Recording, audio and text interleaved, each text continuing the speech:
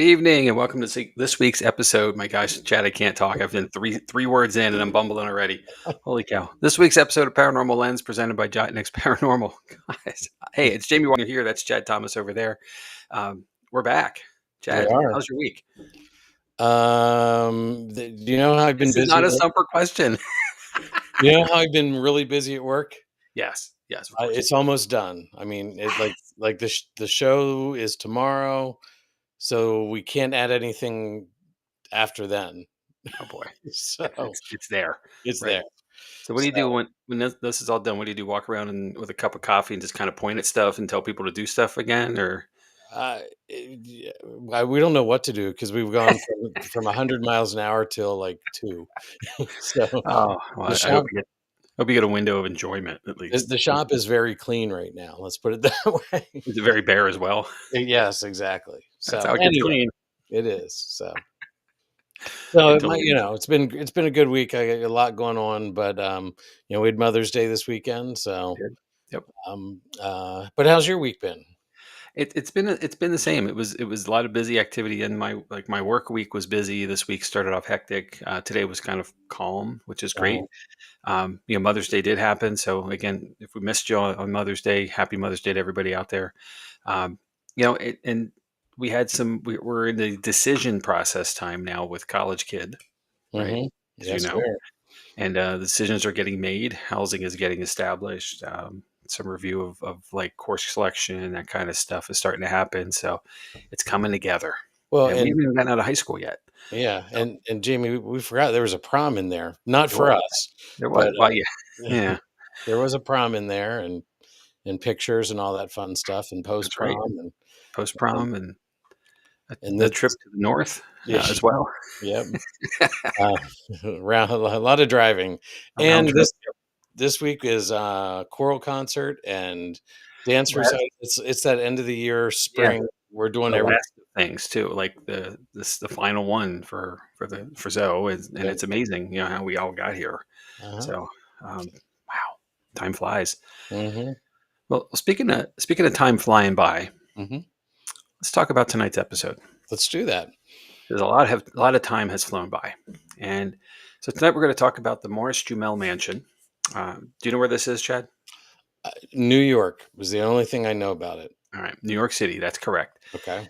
It is in present day Manhattan, and it is technically in Washington Heights. So I'm not going to sing anything from the musical for you, I promise. Appreciate that. Well, I might now that you said it like that. It No, wasn't. no, I know better. I know better. One I've seen a few times, so thanks to Disney Plus. But um, Manhattan is today a built-up super place, right? New York City in general, everything is just massive. It's the Mhm. largest city in the country. It's one of the largest cities in the world. But back in the day, it was not. So let's go back to 1765. Turn on our Wayback Machine, Okay. and looking at an area there on this map that is the southern end of Manhattan is what would be New York City at the time, and where we are is the very top edge of the map, up in the nowhere lands, 11 miles to the north. So country, farmlands, Mhm. hills, rocky outcrops, all kinds of nature. Fresh air, fresh water, things you were not finding in the tightly packed city that is, or at least was, New York back then. So, but let's talk about the mansion itself. And this is from Morris-Jumel.com. As the oldest surviving house in Manhattan, the Morris-Jumel Mansion has borne witness to much of New York City's rich and diverse history. Built in 1765 for the Morris family, the original property, located on the ancestral homeland of the Lenape people, comprises 50 modern city blocks. The house would later serve as the headquarters for General George Washington, as well as the British military and Hessian troops during the American Revolution. After serving as a tavern for a number of years, Stephen and Eliza Jumel purchased the house in 1810 and embarked in a series of major renovations, reflective of contemporary 19th century tastes. Thanks to the stewardship of the last private owners of the property, Ferdinand and Lily Earle, the home became a museum in 1904. The mid 20th century saw the neighborhood develop into a vibrant home to many artists and celebrities from the Harlem Renaissance, including Paul Robertson, Jackie Robinson, Thurgood Marshall, and Duke Ellington, who once referred to the Morris-Jumel Mansion as the jewel in the crown of. Today, the mansion and its neighboring buildings are part of the Jumel Terrace Historic District. Because of this, the appearance of the immediate neighborhood has changed very little since the beginning of the 20th century. The Landmarks Preservation Commission designated the Morris-Jumel Mansion as an individual landmark in 1967 and an interior landmark in 1975. The mansion was listed in the National Register of Historic Places in 1966. The mansion is a member of the Historic House Trust of New York City. Okay. Okay. A little bit of stuff there going back. Let's get into the deeper history. What we now refer to as the Morris-Jumel Mansion was constructed around 1765 as a summer residence for British Colonel Roger Morris and his wife Mary Philipse Morris and their children. The home, named Mount Morris, of course, why wouldn't it be Mount Morris, right? Mm-hmm. Name stuff after themselves, was possibly constructed by enslaved laborers whom the Morrises owned or rented from other enslavers. These individuals may have worked alongside free black workers, indentured servants, and other hired labor. The wealth of Anglo-Dutch heiress Mary Philipse afforded the home to be built with progressive architectural details and modern conveniences and allowed for the purchase of over 100 acres of land from what is likely today's 159th to 174th Streets. This land, I cannot say my own writing. Oh my gosh, Chad, terrible once again. Lenapehoking is the ancestral home of Lenape people. Colonel Morris, who was a loyalist, fought in the French and Indian Wars alongside George Washington and under General Edward Braddock. After his retirement from the British Army in 1764, Morris wanted a summer home that would be a bucolic refuge from the congestion of the downtown city. So he had the house built in the northern part of Manhattan. At the time, the city of New York, which ended at today's Chambers Street, was located 11 miles south of the house.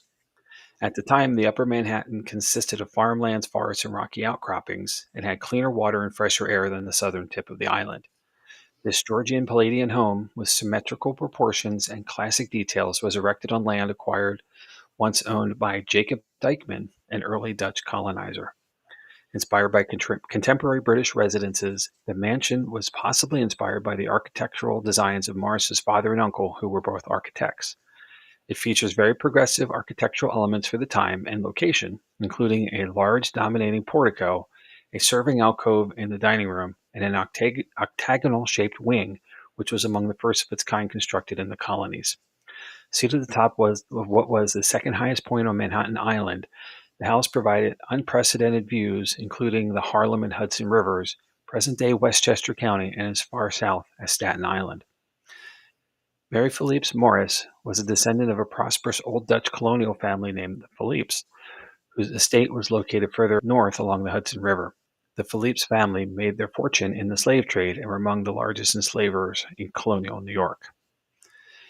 The Morris family lived in town, in what was today downtown Manhattan, on Stone Street during much of the year, spending their summer months at Mount Morris.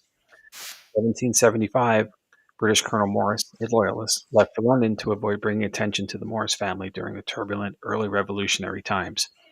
His wife, along with 4 of their 5 children and servants, most likely included enslaved people, traveled to Philipse Manor Lower Mills in 1776, now known as Philipse Manor Hall in Yonkers, to escape the escalating conflict of war. Colonel Morris returned to the colonies in December of 1777 and presumably stayed in Lower Manhattan with his family. He eventually served as inspector of claims for refugees for the British Army in New York from 1779 until 1786. Let's think about the Revolutionary War for a second. Mm-hmm. On September 15, 1776, General George Washington occupied the abandoned house with his officers and domestic staff after the Continental Army's retreat from Brooklyn after losing a battle. The elevated location and size of the house made it ideal as a military headquarters during the Revolutionary War.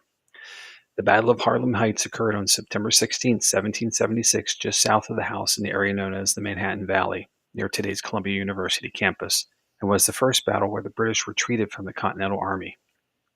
Washington remained in residence for approximately 5 weeks and used the second story of the octagonal room as his office. It is believed that Washington slept in what is now the William Chase bedroom on the second floor with his enslaved valet, William Lee, in close proximity. After Washington departed, the mansion at various times became the headquarters for other troops until Evacuation Day in 1783, including English General Sir Henry Clinton and later auxiliary German mercenary soldiers known as Hessians, who were under the command of Baron von Kleipson. The mansion is among the few remaining structures in the nation to house all sides during the conflict. Later in history. Hmm. At the end of the war, Mary Morris was one of only 3 women accused of treason in New York, and the property was confiscated as a result of the New York's Legislative Act of Attainder in 1779, which was written by Mary's cousin, John Jay. The house and land were then sold to help offset the large war debt incurred by the Americans. Between 1783 and 1810, the house was used briefly as a tavern, a stagecoach stop, and as an inn for travelers before being largely abandoned. The surrounding acreage was used by tenant farmers. In July of 1790, President Washington visited the house with some members of his future cabinet and their wives and families for a formal, lavish meal on the surrounding grounds. Among the guests were Thomas Jefferson, John Adams, Abigail Adams, Alexander Hamilton, Eliza Schuyler Hamilton, Martha Washington, Henry Knox, and Lucy Knox. Washington wrote about the visit in his journals and described the house as being in possession of a common farmer at the time. Hmm. But doing pretty well for himself. Mm-hmm. Here comes a change. So, 20 years after Washington's dinner, the house was purchased by the Jumel family. Stephen Jumel, a French wine merchant and a well-established importer of luxury goods, married American Eliza Bowen in 1804. 6 years later, in 1810, the couple purchased Mount Morris along with its acreage. Eliza grew up in poverty in Rhode Island and was largely self-educated, becoming fluent in French. Later in their marriage, she proved to be an astute businesswoman who managed the Jumel's real estate deals. Despite her wealth, it seemed as though she and Stephen were never fully accepted into the highest echelons of New York society due to their humble and immigrant origins. After purchasing the house, the Jumels embarked upon a need of renovation to modernize and repair the residence, which had been abandoned for nearly 30 years. Some of the most substantial alterations included the remodeling and expansion of the porch, the extension of the balcony, widening of the entrance portal, and the inclusion of new side lights and a fashionable fan window containing the stained glass roundels seen today. It is also thought at this time access was given to the Widow's Walk, and the space in the third floor portico became an additional living quarters. Much of the decorative 18th century woodwork in the parlor, library, and 2 bedchambers were removed. The redecorating campaign of the 1820s included the purchase of a suite of furniture commissioned for the Octagon Room by Scottish-American cabinet maker Duncan Fife. Stephen died in 1832, and Eliza married her second husband, the former vice president, Aaron Burr. Cue the booze on that one, right? Mm-hmm. Yeah. In our house, anyway. In the home's front parlor in 1833. Eliza Jumel filed for divorce 4 months after the marriage and hired Alexander Hamilton Jr. as one of her attorneys handling the divorce. Burr passed away in a Staten Island rooming house the day the divorce was to be finalized in 1836. Eliza never remarried, but did continue her aspirations to be part of New York society. She converted the mansion into her primary residence and summered in fashionable Saratoga, New York. While in Saratoga in 1841, Eliza hired free African-American Anne Northup to be her cook in New York City. Northup's husband, Solomon, had been abducted and sold into slavery in the South, and this was recounted in his memoir, 12 Years a Slave. Mrs. Northup and her 3 children lived with and worked for Eliza and her family at the mansion. When Eliza died on July 16, 1865, she left the estate to her sister's children. A highly contentious and publicized battle over the estate ensued and lasted for 17 years, ultimately reaching the Supreme Court. Through it all, the home was sold in 1887. In 1889, the home became the residence of an early French photographer and filmmaker, Augustin Le Prince, and his family. Le Prince was a trained chemist and inventor. He rented the mansion with the intentions of debuting the first moving motion picture at the residence. However, in 1890, Le Prince and the film disappeared before the film could be publicly shown. His family remained at the house for a short time after, while pursuing the circumstances of his disappearance, but Le Prince was never found. As a side note to that, some believe that Thomas Edison may have had a hand in Prince's disappearing, as he was also about to unveil his motion picture around the same time. Coincidence? Maybe. Maybe. And then, General Ferdinand Earle and his wife Lily and their children resided in the home from 1894 until 1903, referring to the estate as Earl Cliff. Following Ferdinand's death in 1903, Lilly campaigned for the home to be preserved as a historic site, and the city of New York purchased a building in almost 2 acres for $235,000. And lastly, today, the mansion and its neighboring buildings are part of the Jumel Terrace Historical District due to the structure's historic significance and representations of housing for 3 centuries. The mansion, a member of the Historic House Trust of New York City, was listed in the National Register of Historic Places in 1966, followed by its designation as an individual landmark in 1967, an interior landmark in 1975 by New York City's Landmark Preservation Commission. During the bicentennial celebrations of 1776, Queen Elizabeth II visited the mansion and toured the grounds and historic gardens. Anyone else find it odd that the Queen of England came over to help us celebrate the beating of our country and earning our independence? Seems kind of wonky. Yeah. All right, and here's a fun fact that I shared this with members of our household last night. In 2014, writer and composer Lin-Manuel Miranda sat in Aaron Burr's bedchamber and wrote songs for his hit musical Hamilton. That's sort of cool. Yeah. The mansion today serves as a community space featuring unique arts, theater, and educational programming to connect the history of the house and its inhabitants to the present. It's a lot of stuff, right? Yeah. A lot of information real fast. Lot of historical names there.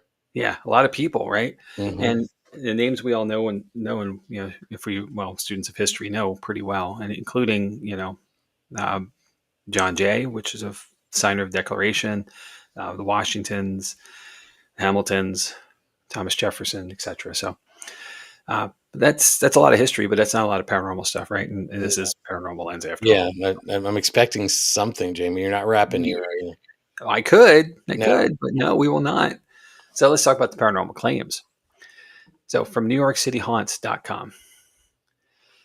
As you can ascertain from the above, the Morris-Jumel Mansion has seen a lot of history and a lot of tragedy in its many years. Such houses tend to lend themselves to being the sites of hauntings, and this one is no exception.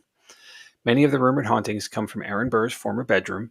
Having died shortly after his divorce from Jumel, the old founding father may be trying to get another shot with his lost love. Or maybe he's just after the money he couldn't get his hands on while alive. Either way, many have reported hearing disembodied voices and creaking footsteps from that room, with the sounds occurring after hours. Unlike many sightings, the Morris-Jumel Mansion has some evidence to support its paranormal claims. A paranormal investigator who has investigated the mansion has a video clip of a strange disembodied voice. The mansion staff are split on what the voice is saying, as we almost always are, right? I think Yep. it's this. I think it's that. Well, some claim it to hear it saying, I love you, while others think it's saying they're laughing at you. I'm sure the only word that's clear in there is you, Yep. right? So if there's a likely culprit for the voices, it would be Eliza Jumel. Most people who come away from a ghostly encounter at the mansion describe someone matching Eliza's description.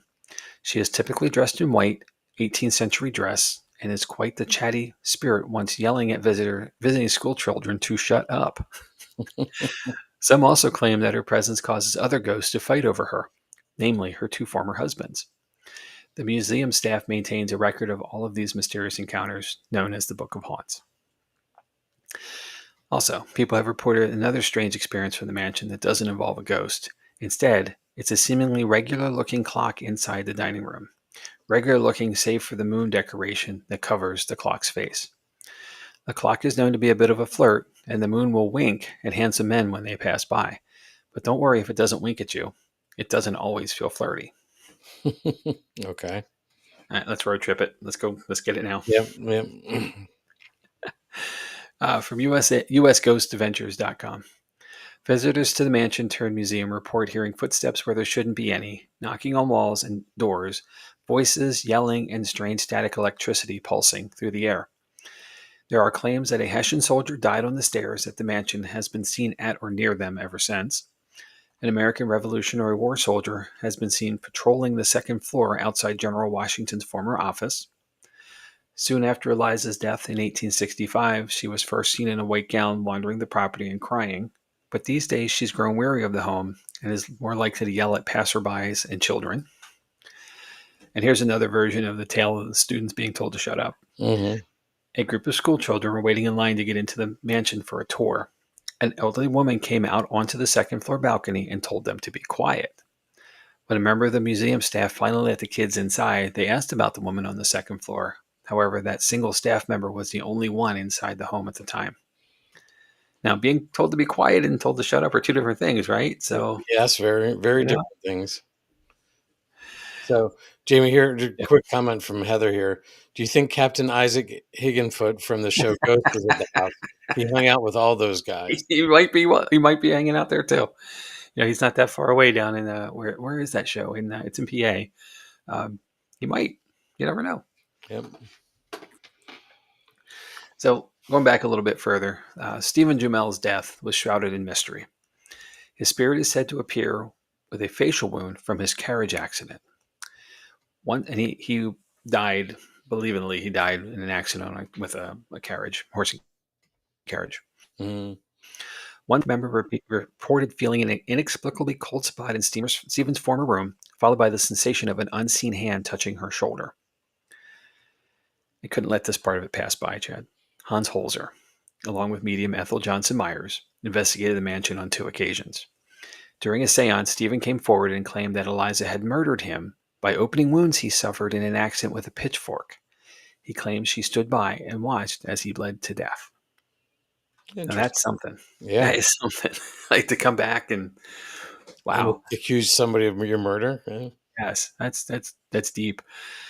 Now, with all that aside, there's also a belief that he may have died of pneumonia too. So here we have a wide spectrum, right?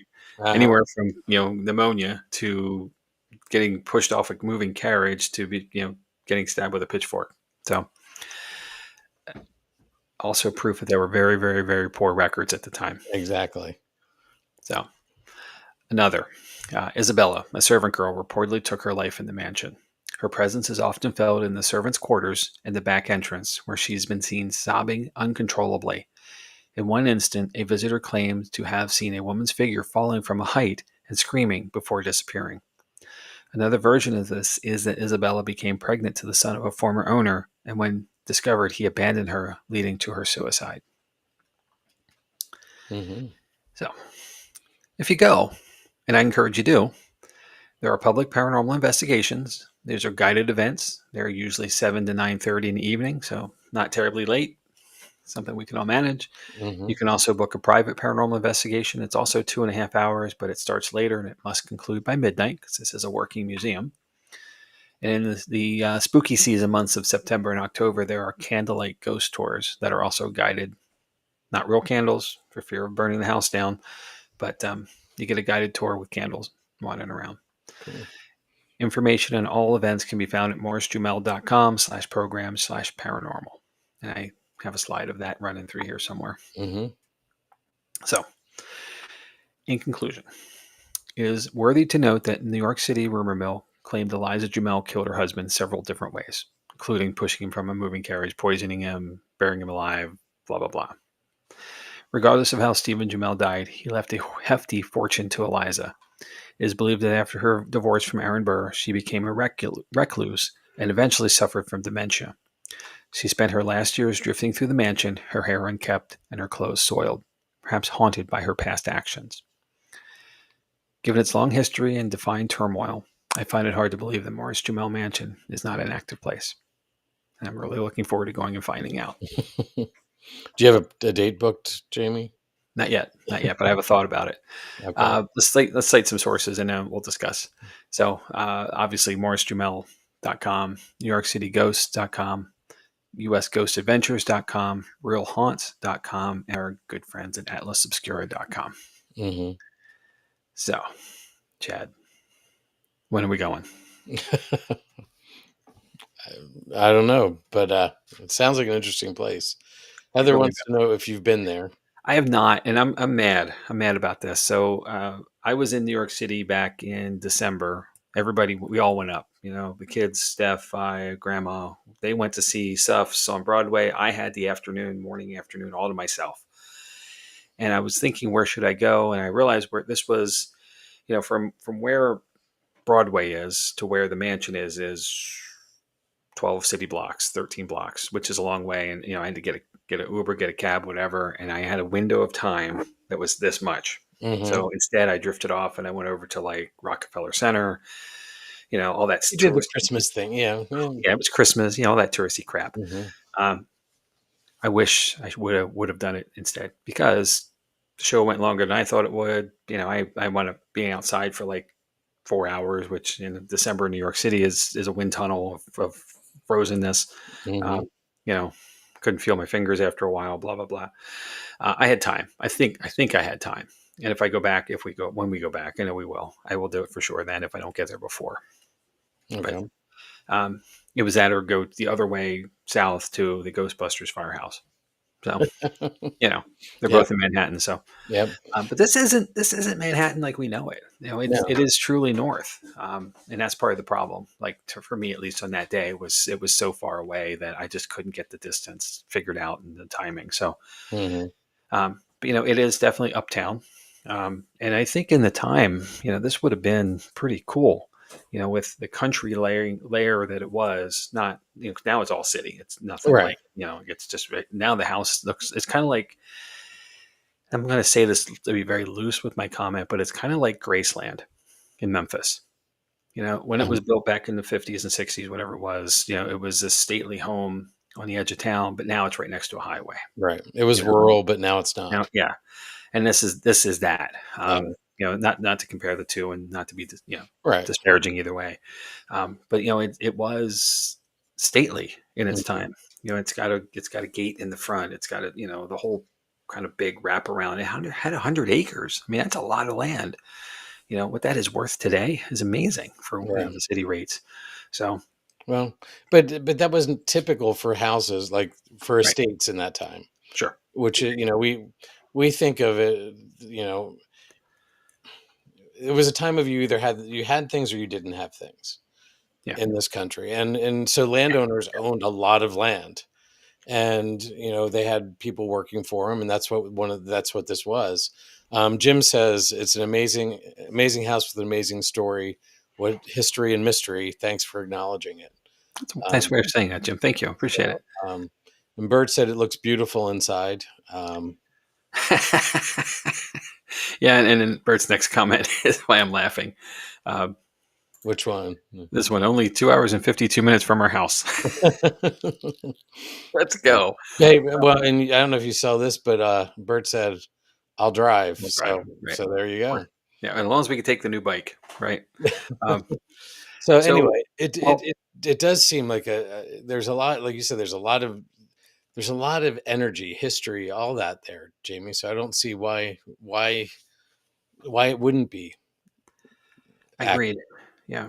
Well, I mean, Eliza Jamel alone, without the Morrises and their, the builders, like they're the Mhm, ones that designed this house, and it was their thing.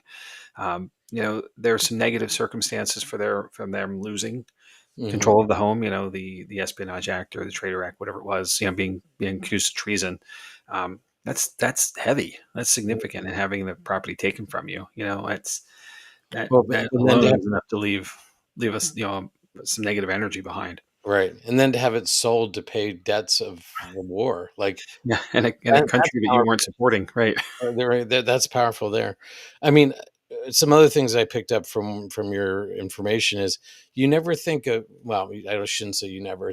You don't typically think of New York City or state as a big slaver Right. area. Yeah. But I want to make sure that was commented on. yeah, like it just it the fact that the owners of this were some of the largest slavers in the country, or in New York at least, is just Mhm. that's another amazing point. So um, Absolutely. and Bird says it's even older as Indian land or Native American land. Yeah, it's just, yeah, there's just, again, so much history, so much energy, and I mean, that area was really important to the Native Americans. Absolutely. and And then this and they being a got high out point, of it. was a key strategic location for a lot of reasons as well. Mm-hmm. Um, the other thing that two things here that are glad that have been done. Washington and his journaling. He did so much journaling. Um, like it seems like he and Alexander Hamilton could have written books and books and books and books Well, of. they did. Well, yeah, yeah. I mean, but You would say that it was like they were writing like they were running out of time. yeah, exactly. Like there might be a song there, Jamie. We should look into that. But the other thing is the preservation societies. The fact that Yeah. this land, I mean, and obviously there's no way you could preserve 200 acres or 100 acres or whatever it was, all those city blocks. But the fact that this and the 2 acres around it, I think you said, were preserved. Yeah. There's a a greenery around it. Hmm. What's Just to really give it a interesting buffer. Yeah. to that, I came across an aerial view that I didn't include because it really didn't go in context, but there's like an apartment building like a block away, you know, Uh-huh. like a high rise apartment building, and it looks so. And it's not new. It's probably like a 70s or 80s building, but Uh-huh. it's even that looks so out of place in the line, Right. the sight line. Hmm. Um, but, it's on the other end of whatever the historic district is, so it's good to be done, but it just looks wonky, and um, I grew up in Columbia, PA, Hmm. and I grew up in the historical district. And there is like the Wrights Ferry Mansion on Second Street, Second and Cherry. Essentially, I grew up on Cherry Street, the first house. So all of those homes are like these big places, these big houses, like mansions, if you will. Right. I don't want to call it that. 'Cause I'm not. That sounds pompous, but these really big houses, all along Second Street as well. And that that was work to be saved. Like those homes were sometimes some of them got broken into apartments, and there's before anything could be done about it. But a lot of those are still single family homes, and it's amazing. Looking at that, and then going a couple blocks away, and you've got you know row homes. That Right. were needed for workers to work the river, commerce sections of like Hmm. the industry that we had, and then also the canals and so forth that were bringing goods up and down the Susquehanna. So it's so amazing to me. I mean, that's a very small scale versus New York City. I'm not trying to compare, Right. but I have that in my like that vision, like that my house could be that house for them if something else would have been there instead of us. Like Hmm. people lived in Columbia, and Columbia only missed being the nation's capital by one vote back in the day. Right. Hmm. Mr. Washington, punk. What's he know? Anyway, Well, so what do you think? Haunted, not haunted, paranormal activity? What do oh, you where you at? I think there has to be paranormal activity there. Um, some of are we surprised that there's a woman yelling at students when they're being noisy? No. She Sure. wants to keep her house in order. Like, Yeah. children should be seen and not heard. Is what is the what from her day, I'm sure. Um, Have you ever said that to your kids? I don't think so. I'm gonna go try. One will just stare at you, No, not speaking. it's not. Yeah, they don't care. But there was an era when you're right, absolutely correct, and that also could be if we're talking, we don't know what era Eliza is in the time of Hmm. her presence there, but if it's near end of life, she's dealing with dementia, and the idea that there's intrusion, then there's a lot of things that come with that. Hmm. Yep. Oh, very cool. Well, Stefan, we might be neighbors depending on which block you were. So I'm on the 200 block, or was anyway, not anymore, unfortunately. So very cool. Yeah. So yeah, it's definitely an interesting history, and I'm sure there's residual activity there as well. Um, it just yeah, there's got to be so much energy there, and Yeah. just And, just just to well, be a fly on the wall there in any of these time periods, there was so much that had to happen. Like when all the signers, the declaration that you talked about, Yep. were there having just a dinner because there was available to do that, and just Yeah, they write just to sit in and eavesdrop on some of that conversation. Yeah, hmm outstanding. Well, the house has been on a lot of shows. So if anybody's really truly interested in exploring it more, Ghost Adventures have been there. The Hosier Files have been there, um, and a few others. I'm drawing a blank, unfortunately. But if you Google it, if you go to YouTube and Google Morris-Jumel Mansion, you'll find a lot of episodes of people and places who've been there. So, hmm um, I think we need to figure out how to get there and do it for ourselves as our team too. So, hmm uh, I'm proposing an opportunity maybe for next year. I know this year's calendar is kind of full, but that's something I think we can look forward to and make it happen. So it's yeah. reasonably close, you know, 3 hour drive, give or take, hmm um, from us here in South Central PA. We have a few friends in northern New Jersey, New York City area, so see if they will come along as well. Yeah. Did you have any information on how many people can investigate, or 10, a team of 10. okay, Yep. that seems to be the normal number. It's a safe number, right? Yeah. Mhm. It is a very tight window from the sounds Because of it, 11 would be too many. though. But you said a 2.5 hour investigation because Yeah. they have to be out of there. I mean, I understand it's an active museum and staff doesn't want to be there all night. And, Yeah. There may be abilities. Like, I don't know what time the start is, though. So that private investigation seems like it could start sooner if there's not an open event in front of it. Um, so we'll see. I know Bert and Heather are here, so here's my thought when I said I have a thought about how to do this, and I know Chad, you're in this too. But we're all heading to Vermont in a couple weeks, couple months, two right. months. Um, New York City is on the way there and on the way back. So, But I'm not on that trip. oh, that's right. Okay, well, Lynch's. I'm talking to you then. And anybody else going along with us? That might be a stopping on the way home anyway. Maybe a good stop point. So. Hmm, Like a pause point, right. a little bit of a detour to the east, perhaps, but the way I normally go to Vermont. But I'm curious to think maybe we could. So Yeah. Could be a just good trip. to get the museum tour at least, Yeah. get some more information, a little recon on it. hmm So, and Chad, you as well as anybody, we like did Fort Mifflin during the day. Double hmm for Bert. Thank you.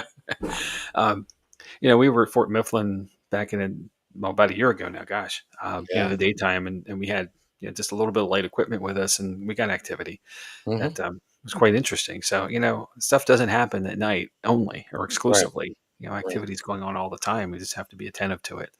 It's easier to document at night sometimes, but Yep. uh, you But never speaking know. of Fort Mifflin, Yes, there's another place we need to get to. there is. I know. I know. I know. I know. I know. So, so. And I have a different road trip idea for you actually later this summer. So Oh, um, okay. possibly a podcast episode as well. Oh, okay. So we're off Triple camera. hmm. Yes, yes, excellent. So, yeah.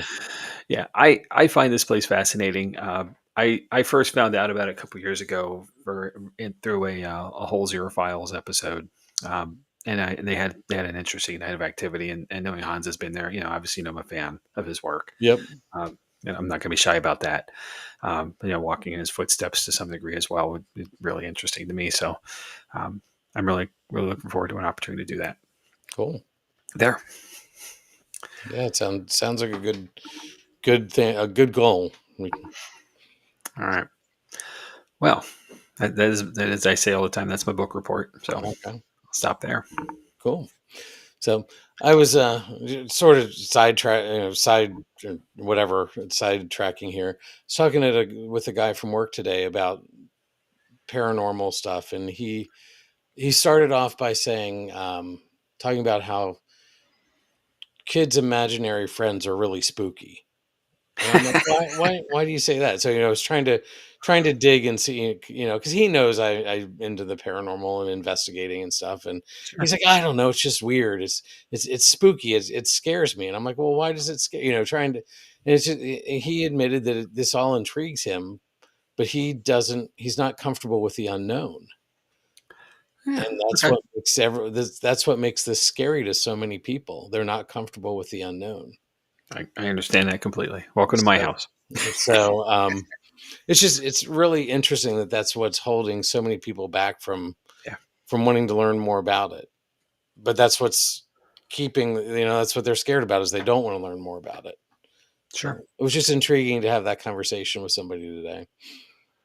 Well, I think I've said this before, and I apologize for being redundant, but I think it's been long enough that nobody remembers what I say anyway, right? So it's kind of like in coming through the nonprofit world. There's when you're giving a presentation of information, like you're doing a campaign pitch, to a place or a person. There's two kind of things. There's the analytical, fact-driven people, and then there's the story connecting. What's the work do? All that kind of stuff. People, Right. and the adage is that facts tell and stories sell. Hmm. If you can combine a presentation to mix those two together for the analytical folks and for the dreamers, for lack of a better way of saying it, Right. you can touch on everything.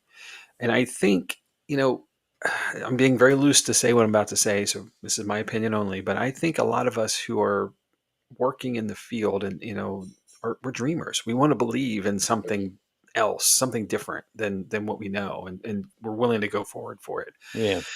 And the analytical folks are pausing because they want to know the details before they get to the next thing, to commit to Right. that thing. And I'm being very loose, but that's sort of what it seems like to me, or sounds like to me. And but once you and I want proof too. So Right. bear with me. I'm in the same spirit of like a half brain of each kind of thing, or halfway on each side. I'm three quarters one and a quarter the other maybe, but I still want details. I want facts. I want Hmm. evidence.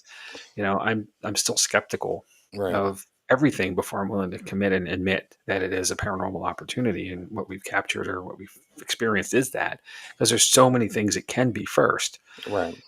But again, once we start chipping away at all the other stuff it could be and nothing is left, then it has to be paranormal because it's no longer normal. Right. So, Well, that's where when you started talking, you saying we're more on the dreamer side. I think we're more down the middle, all where right, it's. I think because and most people who are in the field are more down the middle, because you have to have that openness to the story, but you want the proof, or you wouldn't be taking equipment in. You would just be going in for the scare factor, sure, and sure, that's that's fair. not what most of the people are Well, about. the people we Right. know and work with are right. Right. Bert We're said everything is unknown until you learn. right. That's very fair. So, which is And you don't know what you don't know. yep. You know, Nope. that, Uh, that's a really that to me is really interesting. I'm glad you had that conversation. I have those kind of conversations with coworkers and people I run across, people who know what we do all mhm. the time. And like, how can you go do that? And well, how can you not? And it's a Right. difference of opinion. I don't know how to say it. Like otherwise, and trying to be tactful here. Like, what the heck's Mhm. wrong with you? Why wouldn't you? You know. Mhm. But I get it that it is not the cup of tea for many, and Right. When but they're curious enough to have the conversation and and want those to explore people it a are little bit more. right. There are also people who don't want to know. They Yeah, don't want to know that there's something after this. sure, that's fair. So yeah, it's to each his own, I guess, is the way that you got to look at it, right? That's absolutely true. And So, the fun thing about this is we and at least you and I and our team, we do not push stuff on others. If you're not interested or you don't want to know, we're not going to force you. no. And it is your choice to engage how much or as little as you wish. Hmm. You see, we do public investigations, right? We, Yep. we I was joke just about thinking this all the time. She brings the he who doesn't believe in any of this stuff, or vice versa. And or doesn't want to be there, all that stuff. And more mhm. times than not, by the end of the night, the non-believer, the uninterested, is interested and Mhm. or engaged at least. Yeah, Um, most times. most of the time, The right? Most of the time, not every time, but last most. investigation, we had one who Just was didn't. no, yeah, Okay. was taking sides of you would have just questioned of spirits in the brewery, Oh, like, wow, how did you get there?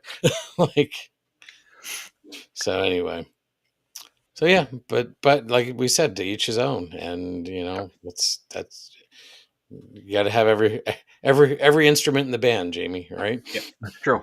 That's how you get a band. I'm going to post this comment. Bert says, I was going to say that some people like being blind to what's around them. Hmm. That's okay. Right. Yeah. You're right. All right. Well, speaking of doing on a tangent, right? Uh-huh. Let's reel it in. So sorry, it was one of those conversations that sort of stuck with me, and I wanted to share. And It's a great conversation, and I welcome that. If anybody knows me, I'm happy to talk about this all day long. Mhm. So let's bring it forward. I'd love to hear your opinion, your thoughts, on the paranormal, on whatever you may believe it to be. I'm happy to have that conversation at any time. So Yeah, yeah. let's do it. So should we have a conversation about what's coming up, Jamie? Yes, let's All do. right. So upcoming episodes. Sorry, just you want to throw that up. to back to the all the instruments make a band. Bert saying also that not all instruments are in tune. So, All right. well, that sort of ties into my episode next week, the Dybbuk box. Yes. Perfect. So there you go. I'll be digging into that a little bit. That sort of ties into Jamie's April 1st episode a couple weeks ago about paranormal hoaxes. Yep. But well, I'll explain more about that next week. Okay. The 27th, Men in Black. Jamie will be digging into that. I can't believe we're talking about June already, but I will look at the Menehune. Yep. Then June 10th, Brushy Mountain State Penitentiary. June 17th, one that I'm excited about, but leery to share. But Hauntings of My Childhood Home. Experiences that I had, not just me, most of them are not ones that I had, but other people. We're hoping to get Alex on with us that night because he actually had a personal experience that I saw him have, and it was probably one of his first paranormal experiences, and I'd just like him to share that. So looking forward to that. Cool. Then the 24th, Gettysburg. Yep. And where is your childhood home? Just south of Gettysburg, about 7 miles. Yep. So, So that ties nicely. yep. And then, believe it or not, July 1st, we're going to be doing a season 2 wrap up. Man, So, oh man, oh man. if sort of a challenge for everybody out there, if you look back at the shows we've done in this season, just shoot us an email with your favorite 1 or 2 shows and what you liked about them. Jamie, if you can think about that too, and Sure.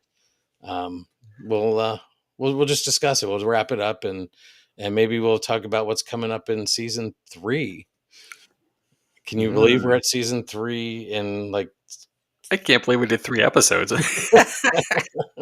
So anyway, so yeah, just shoot us some ideas about that, what you really liked about the season or what you didn't like. Sure. That way we can make Both sure ways. we tune it so the band is more in tune. See, I like how you did that.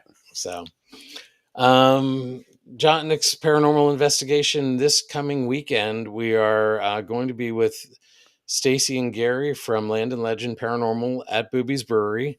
We had a great episode with them last week. Jamie, I think you and I agree that was one of our better ones. That was a lot of fun. It was a lot of. I'm looking forward to this weekend. I really am. So yeah, we still have tickets available. I think there were at least 11 when I looked, but they go fast this last week. So don't wait to the last minute, or there won't be tickets. So we've got that. Other stuff coming up. The 17th we talked about. June 28th we will be at the Haunted Crescent Sanatorium and Prison Paracon. Then July 26th, August 16th, and September 27th we will be at the brewery. At least we plan on being at the brewery. So, get your tickets now for those.